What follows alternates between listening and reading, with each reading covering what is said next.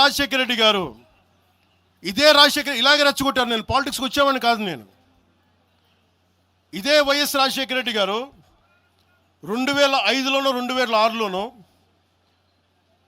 Balu cinema అయిపోయిన తర్వాత నాకు అపెండిక్స్ ఆపరేషన్ జరుగుతూ ఉంటే ఓ హాస్పిటల్ అపెండిక్స్ ఆపరేషన్ చేసి నేను కూర్చొని ఉంటే ఒక ఉన్నతాధికారి వచ్చాడు, ఒక పోలీస్ అధికారి నా కాడికి, ఉమ్మడి ఆంధ్రప్రదేశ్లో సంబంధించిన ఒక పోలీస్ అధికారి.